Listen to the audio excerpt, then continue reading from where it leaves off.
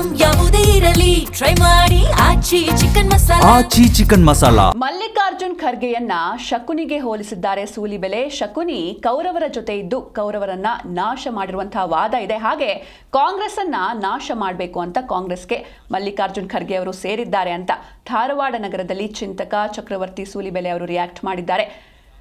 ಕೊಲ್ಲಿ ನಾಶ ಮಾಡು ಅನ್ನೋ ಹೇಳಿಕೆ ಅತ್ಯಂತ ಹೇಯವಾಗಿದ್ದು ಹಿಂದೂ ಸಮಾಜ ಎಲ್ಲವನ್ನ ಗಮನಿಸ್ತಾ ಇದೆ. ಇನ್ನೊಬ್ಬರನ್ನ ಕೊಲ್ಲಿ ಅಥವಾ ಇನ್ನೊಬ್ಬರನ್ನ ನಾಶ ಮಾಡು ಎನ್ನುವಂಥ ಹೇಳಿಕೆ ಅವರ ಕಡೆಯಿಂದ ಬರ್ತಾ ಇದೆ. ಹೀಗಾಗಿ ಇದು ಅತ್ಯಂತ ಹೇಯವಾಗಿದ್ದು ಹಿಂದೂ ಸಮಾಜ ಎಲ್ಲವನ್ನೂ ಕೂಡ ಗಮನಿಸ್ತಾ ಇದೆ ಅಂತ ಚಕ್ರವರ್ತಿ ಸೂಲಿಬೆಲೆ ಅವರು ರಿಯಾಕ್ಟ್ ಮಾಡಿದ್ದಾರೆ.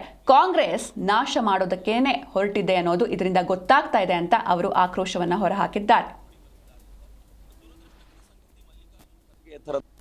ನನಗೆ ಕೆಲವೊಂದ್ಸಲ ಅನಿಸುತ್ತೆ, ಈ ಶಕುನಿ ಏನಿದ್ನಲ್ಲ ಅವನು ಕೌರವರ ಜೊತೆ ಇದ್ದಿದ್ದು ಕೌರವರನ್ನು ನಾಶ ಮಾಡಬೇಕು ಅಂತಾನೆ ಅಂತ ಒಂದು ವಾದ ಇದೆ. ಹಾಗೆ ನನಗನ್ಸುತ್ತೆ ಕಾಂಗ್ರೆಸ್ಸನ್ನು ನಾಶ ಮಾಡಬೇಕು ಅಂತಾನೆ ಮಲ್ಲಿಕಾರ್ಜುನ್ ಖರ್ಗೆ ಅಲ್ಲಿ ಸೇರಿಬಿಟ್ಟಿದ್ದಾರೆ.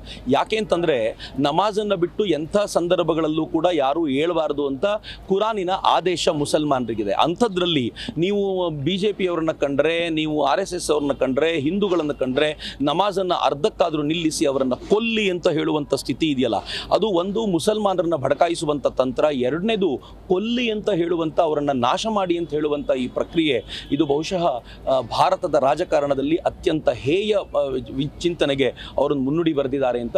ದುರದೃಷ್ಟಕರ ಸಂಗತಿ, ಮಲ್ಲಿಕಾರ್ಜುನ್ ಖರ್ಗೆ ಥರದ ಒಬ್ಬ ಸೀಸನ್ಡ್ ರಾಜಕಾರಣಿ ಈ ಥರದ ಮಾತನ್ನು ಆಡುವಂಥ ಅಗತ್ಯ ಇರಲ್ಲ. ಬಟ್ ಹಿಂದೂ ಸಮಾಜ ಎಲ್ಲವನ್ನೂ ಗಮನಿಸುತ್ತೆ. ನಾನು ಹೇಳಿದ್ನಲ್ಲ, ಅವರು ಹೇಗೆ ಕಾಂಗ್ರೆಸ್ಸನ್ನು ನಾಶ ಮಾಡಲಿಕ್ಕೆ ಹೊರಟಿದ್ದಾರೆ ಅನ್ನೋದು ಇವರ ಈ ಪ್ರಕರಣದಿಂದಲೇ ಗೊತ್ತಾಗುತ್ತೆ ಅಂತ ನನಗನ್ಸುತ್ತೆ. ನನಗೆ ಕೆಲವೊಂದ್ಸಲ ಅನಿಸುತ್ತೆ, ಈ ಶಕುನಿ ಏನಿದ್ನಲ್ಲ ಅವನು ಕೌರವರ ಜೊತೆ ಇದ್ದಿದ್ದು ಕೌರವರನ್ನು ನಾಶ ಮಾಡಬೇಕು ಅಂತ